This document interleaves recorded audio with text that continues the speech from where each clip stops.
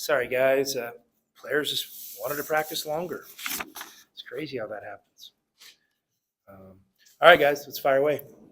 For those of you number one, you mentioned after the Colgate game that your message to the team was to handle the top ranked team. How have you said that? How have you seen that they've handled it so far? I mean, we've just practiced a few days. Probably been a few good moments and a few average moments in practice, just like any other week that you would have. I haven't. There's been nothing different in our approach. I think that we're getting prepared to play the best team we've played so far this season. I mean, they're on a roll right now, and they might have started out dropped a game or two against good teams or on the road, and I think they've got that figured out. And they've beat really good teams lately, and they beat them handily. So we know we got our hands full with a really good Wisconsin team on Saturday. So that's 100% our focus is that. They seem like a slower version of you guys in the sense of their experience, share the ball. Well, I know, Bruce, you love your comparisons, and I would say in this sense, to give you something, I do think there's some similarities. I think they have organized set ways they move with some fluidity to them that aren't rigid, and they have different, little patterns they run that they're really good at. And we have a different version of maybe similar stuff, and maybe we just do ours at a little different pace. But both teams, I think have a fluidity to them that makes them hard to guard. I really enjoyed watching them play and scouting them. I haven't played against Wisconsin. I think we did, maybe back in Maui, in 2009, which is 13, 14 years ago. So, which is cool because, if I went back and watched that game, there were probably some similarities to what they're doing then. And I'm sure they've evolved a little bit, but they definitely have a system that they're proficient at running. So, they're really good at it, and it's fun to watch. Does it help when you have a team like Michigan State that you just played and they just played, and you see what they did versus you? I don't know. I don't know, what you take from the game other than they went in and punched Michigan State in the mouth. They went in and did that. So, and we know Michigan State's a tough physical team, and so it's impressive for Wisconsin to do what they did on the road. It says a lot about their group. What's made Stephen Brown so efficient and effective for them? Well, he's just a really good player. He knows how to play. He knows how to play with the ball. He knows how to play without the ball. He can score inside. Obviously, he made some threes last game. I'm sure he's a really good free throw shooter and a tough defender, and knows how to take a scouting report and try to execute it. So just a really good player. He's not a guy that I'd watch play much, but I've been really impressed. Probably saw Umar take a couple of jumpers kind of from the free throw line in that last game. What do you like about that shot for him? Well, I like it when it goes in. O has he has a nice little touch on that little floater when people drop off him a little bit, and I don't know if we're gonna live and die with that shot or shoot a bunch of them, but he's made enough of them over his career, and I know he works on them, so I'm okay with him getting a few up here and there. And then that Michigan State game, we saw him on some of those straight line drives, wall up, and guys score over him.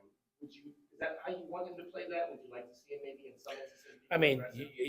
I'd love to see the clips you're talking about. I know, more traditionally he's a really good defender, and it's been hard for guys to score over him. And hey, listen, the great thing about basketball, you're not going to bat 1,000. So even really good defenders get scored on, and even great shooters miss shots. So, Umar's a guy that we trust a lot defensively, and he really has been an anchor for us the last couple of years, and we'll continue to build around that.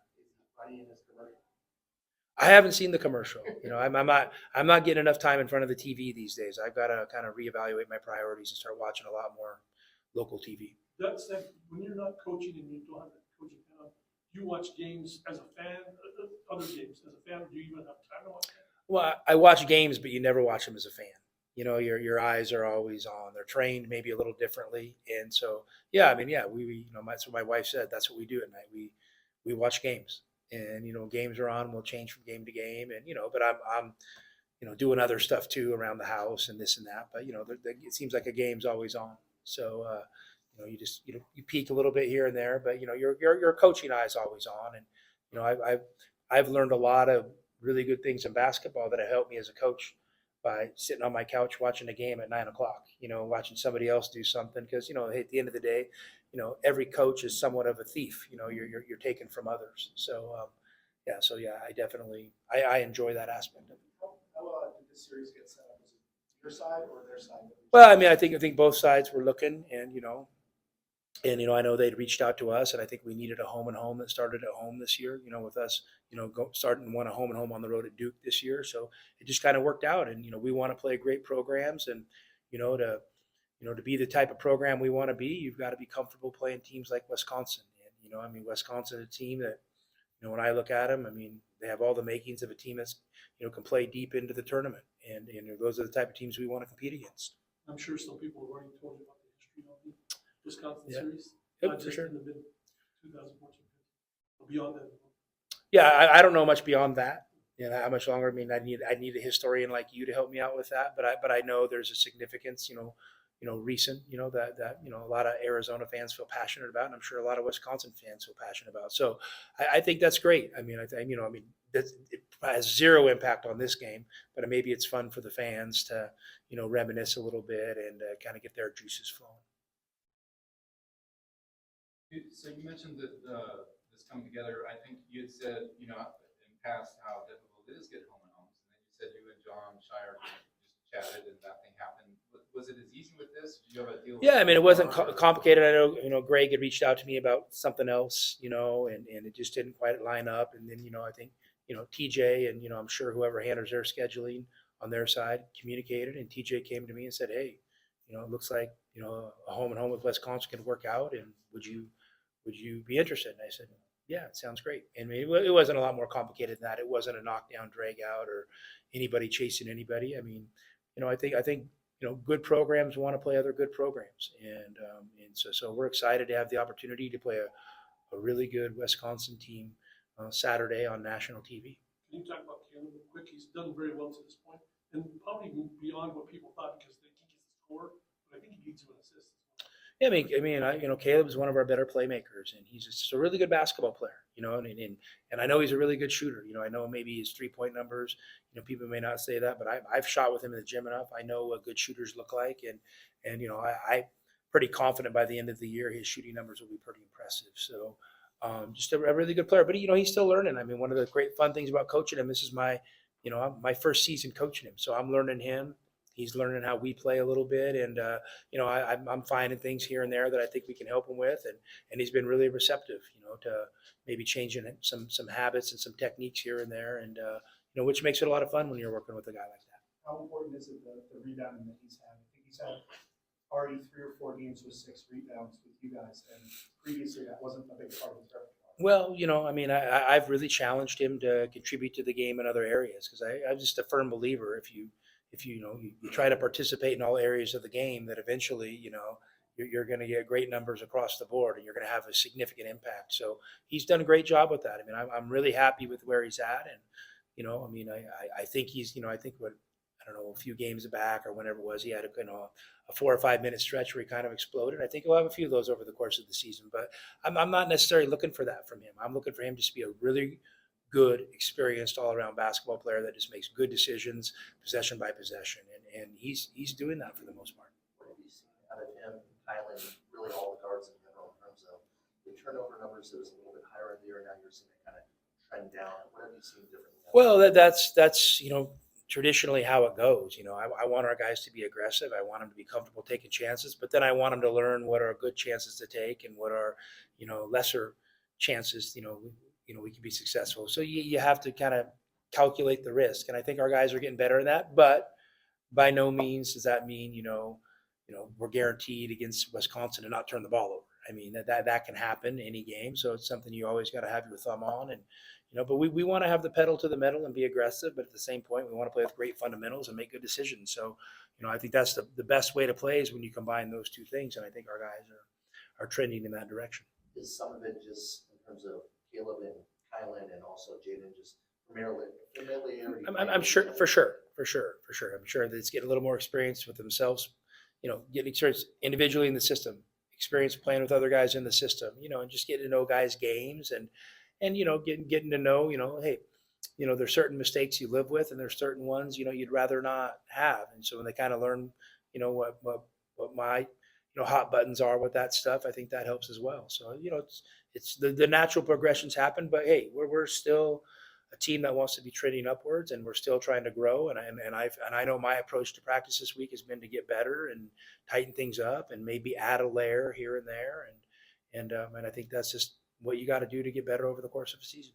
I mean, are there any things that you've learned as a coach from other teams you've been on that were number one that you can use to take some of the pressure of that off? Listen, it's not much more complicated than coming out and playing really hard, playing with great passion, playing together, and I don't think you need a ranking to do that. So I don't think there's anything crazy. I mean, we don't sit around and we haven't talked about it. We don't have a banner hanging up in the locker room or anything like that. Cause I know this, we could get our butts kicked on Saturday and still have a great season.